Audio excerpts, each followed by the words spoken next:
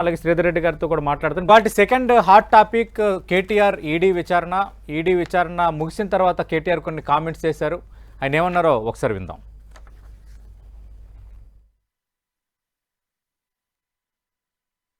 రేవంత్ రెడ్డి గారికి నేను ఒక ఆఫర్ ఇస్తా ఉన్నా.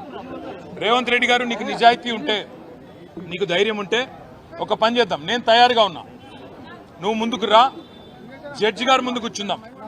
ఏసీబీ జడ్జి అయినా, హైకోర్టు న్యాయమూర్తి గారైనా, లేదా మీకు ఇష్టమైన న్యాయమూర్తి ఎవరి ముందైనా కూర్చుందాం. మీ మీద ఏసీబీ కేసు ఉంది, నా మీద ఏసీబీ కేసు ఉంది. నీ మీద ఈడీ ఛార్జ్ షీట్ చేసింది, నా మీద ఈడీ విచారణ జరుగుతున్నది. మీరు మొత్తం ఈ టీవీలు అన్నీ ఉన్నాయి కదా, మొత్తం మీడియా ఉంది కదా, లైవ్ టీవీ పెట్టండి. నేను రేవంత్ రెడ్డి గారు ఇద్దరం కూర్చుంటాం న్యాయమూర్తి ముంగట. మీరు ఏ ప్రశ్నను అడగండి కేసుకు సంబంధించి, ఆయన కేసు నా కేసు. ఇద్దరికి లై డిటెక్టర్ పరీక్ష పెట్టండి, ఇద్దరికి కూడా లై డిటెక్టర్ పరీక్ష పెట్టండి. మొత్తం రాష్ట్ర ప్రజలందరూ చూస్తుండగా ఒక 50 లక్షలు 20 లక్షల రూపాయలు ఒడిసిపోతుంది. లేకపోతే ఈ 10 కోట్ల రూపాయలతోని అనవసరంగా ప్రజాధనం దుర్వినియోగం అయ్యే విధంగా, ఇంతమంది ఉన్నతాధికారుల టైం వేస్ట్ అయ్యే విధంగా, ఇంతమంది మీడియా సంస్థల టైం వేస్ట్ అయ్యే విధంగా ఈ కక్ష సాధింపు విచారణ మంచిది కాదు. నేను రెడీగా ఉన్న రేవంత్ రెడ్డి, నీకు ధైర్యం ఉంటే ముందుకు రా. నీ జూబ్లీహిల్స్ ప్యాలెస్లో అయినా సరే, లేదా న్యాయమూర్తి ఇంట్లో అయినా సరే, ఏసీబీ న్యాయమూర్తి ఇంట్లో అయినా సరే, కోర్టులో అయినా సరే, లేదా ఈడీ ఆఫీస్లో అయినా సరే, ఎక్కడైనా నేను లై డిటెక్టర్ పరీక్షకు సిద్ధం. నువ్వు కూడా రా, ఇద్దరం కూర్చుందాం. దొంగెవరో, ఎవరేందో, ఎవరి నిజాయితీ ఏందో రాష్ట్రం మొత్తం చూస్తుంది. నీకు ధైర్యం ఉంటే వెంటనే నిర్ణయం తీసుకో. డేట్ నువ్వే చెప్పు, టైం నువ్వే చెప్పు, ప్లేస్ నువ్వే చెప్పు, నేను వస్తా. నిజాయితీగా నా చేయిస్తా. నువ్వు లై డిటెక్టర్ పరీక్ష పెట్టి నువ్వు కూడా పెట్టుకొని కూర్చో. ఎవరు ఏందో రాష్ట్ర ప్రజలకు తేలుతుంది. రైట్. అద్దంకి దయాకర్ గారు, కేటీఆర్ సవాలు విన్నారు. లై డిటెక్టర్ పరీక్షకు నేను సిద్ధం, సీఎం రేవంత్ రెడ్డి సిద్ధమా? తేదీ ప్లేస్ని సీఎం రేవంత్ రెడ్డి నిర్ణయించాలి. నేను రెడీ. సవాలు మరి స్వీకరిస్తారా?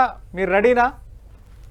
నీకు దీన్ని చూస్తే ఏం గుర్తు రావట్లేదు అసలు. నాకు బాలకృష్ణ సినిమా డైలాగ్ ఇది గుర్తొచ్చింది. కాదు, నాకేమో బ్రహ్మానందం అలీది గుర్తొచ్చింది. మరి అలా కాదులేండి, ఆయన ఒక కేసుకు నేను చెప్తా, ఎందుకంటే సవాల్ కదా. ఇటు వినండి, అది ఎంత జోకో చెప్తా. అందుకని బ్రహ్మానందము లై డిటెక్టర్ పెట్టి అలీని చెక్ చేసడానికి ఒక మిషన్ తీసుకొస్తాడు, లై డిటెక్టర్. అలీ ఏం చేస్తాడు, ఆ లై డిటెక్టర్ ని టెస్ట్ చేస్తుంటాడు. ఇప్పుడు కేటీఆర్ పని అట్లున్నది. నిన్ను విచారణ చేయడానికి ఏసీబీ ఉంది. ఏసీబీకి సమాధానం చెప్పు. బయటకు వచ్చి అన్ని గఫాలు ఎవరికి తెలియదు, ఇదంతా డాంబికాలు. ఇప్పుడు జస్టిస్ నరసింహారెడ్డి గారు మన ఏంటిది కాళేశ్వరం కమిషన్ చైర్మన్ గా ఉన్నప్పుడు ఆయన మీతో షేర్ చేసుకుండు మీడియాతో. ఆ విషయాన్ని బయట పెడితే ఆయనను సుప్రీంకోర్టు సంథింగ్ హైకోర్టు అనుకుంటుంది, సబ్జెక్ట్ టు కరెక్షన్, ఆయనను తొలగించింది. లోపట ఏం జరుగుతుందో, లోపట వ్యవస్థ మీద ఎట్లా ఉండాలనో ఇవన్నీ కూడా కనీస గౌరవం లేకుండా, చట్టం మీద న్యాయం మీద కనీస గౌరవం లేకుండా కేటీఆర్ ఇది మాట్లాడుతుంటే నవ్వురాకేమొస్తుంది?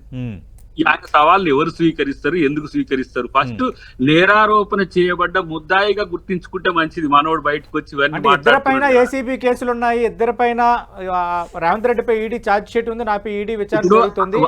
ఎవరు నిజాయితీ పరులో ఎవరు మోసగిస్తున్నారో ప్రజలు తెలుసుకోవాలి కదా, రాష్ట్ర ప్రజలు తెలియాలి కదా అంటున్నారు కేటీఆర్. నేనేమంటున్నంటే అది నువ్వో నేనో చెప్పేది కాదు. చట్టం న్యాయం నీ చేతిలో నా చేతిలో లేదు. వాళ్ళు మిస్ అయింది అక్కడ అదే. వాళ్ళే జడ్జిలు అయినరు, వాళ్ళే నిర్ణయాలు తీసుకున్నారు. చెప్పిన కదా గతంలో. ఇప్పుడు ఈయన అంటున్నాడు కదా, అడ్వకేట్ కావాలి మాకు, మేము ఎమ్మటుంటే అప్పుడు చేయాలి, మాకు కోర్టు రైట్లు ఉన్నాయి, మానవ హక్కులు ఉన్నాయంటే మరి మాకు లేవా? వీళ్ళే పెద్ద గొప్పనా? మురళీ ముద్రాజ్ కేసులో మమ్మల్ని ఎందుకు తీసుకుపోయి 2-3 రోజులు జైల్లో పెట్టి 7 కేసులు పెట్టిండ్రు? మాకు అడ్వకేట్ లేరా? మాకెవరు లేరా? ఇమ్మీడియట్ గా తీసుకుపోయి పోలీస్ స్టేషన్ లో పెట్టి ఛాయ్ దాపిస్తాను తీసుకుపోయి ఆయన తీసుకుపోయి జైల్లో ఎట్లా పెట్టిండ్రు? ఆ రోజు మీకొక న్యాయం మాకొక న్యాయమా? ఇంట్లో పిల్ల నిశ్చితార్థం ఉంటే అక్కడి నుంచి బెడ్రూమ్ కి వచ్చి తీసుకొని పోయి అరెస్ట్ చేసిన రోజు మీకు న్యాయాల చట్టాలు గుర్తు రాలేదా? కేవలం మీకు మాత్రమే వస్తాయా? అయినా కూడా కోట్ల రూపాయలు దోచుకున్న దొంగలు మాట్లాడే మాటలానండి ఇది.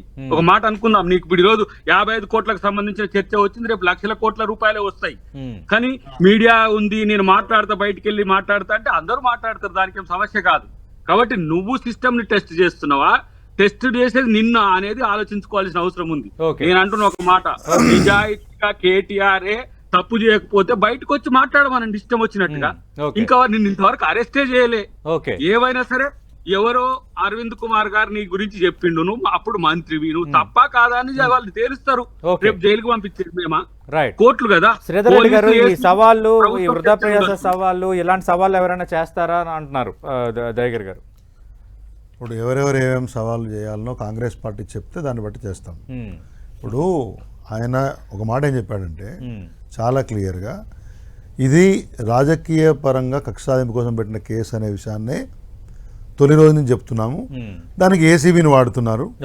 ఏసీబీ ఒక కేసు ఫైల్ చేసింది కాబట్టి ఆటోమేటిక్గా ఈసీఐఆర్ అంటే ఈడీ కేసు ఫైల్ అయిందనేది చెప్తూ వస్తున్నాం.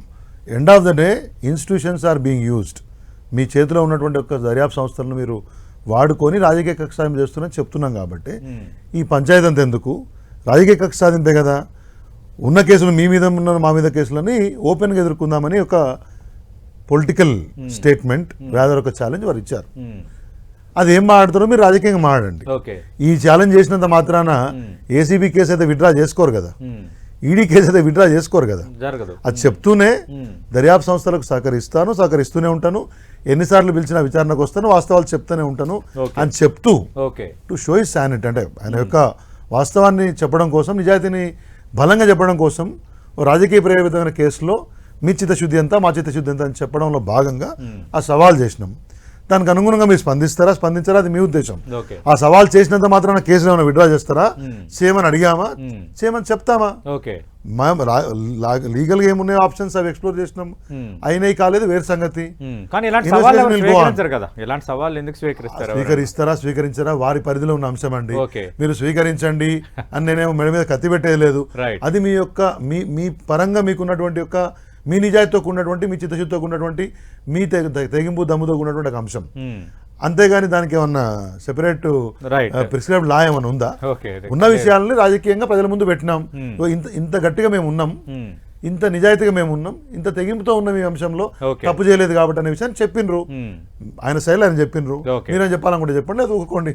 రైట్, థ్యాంక్ యూ దయాకర్ గారు. ఇంకా చూద్దాం ఇంకా రేపు ఎలాంటి రెస్పాన్స్ వస్తాయో. మనం చూసాం కేటీఆర్ సవాల్పై కాంగ్రెస్ నేత అద్దంకి దయాకర్ గారు ఏ విధంగా రెస్పాండ్ అయ్యారు. ఇది పొలిటికల్ స్టేట్మెంట్గా మేము చేసాము, అలానే ఈడీ విచారణకు, ఏసీబీ విచారణకు హాజరు కాకుండా ఉంటామని బీఆర్ఎస్ నేత శ్రీధర్ రెడ్డి గారు ప్రశ్నిస్తున్నారు. ఏదేమైనా ఇటు ఈడీ విచారణ అంశం ఒక ఇష్యూ అయితే, రెండోది సుప్రీంకోర్టుకి ఫిరాయింపులపై వెళ్ళిన అంశంపై బీఆర్ఎస్ చాలా కాన్ఫిడెంట్గా ఉంది. కానీ స్పీకర్ అధికారాలపై రకరకాలుగా చర్చ జరుగుతున్న నేపథ్యంలో మరి సుప్రీంకోర్టులో బీఆర్ఎస్ అనుకున్న లక్ష్యం నెరవేరుతుందా, మా వాదన మేము చెప్పకుండా ఉంటామని అటు అద్దంకి దయాకర్ గారు మాట్లాడుతున్న నేపథ్యం మరి అక్కడ ఎంతవరకు నిలబడుతుంది. Let us wait and see.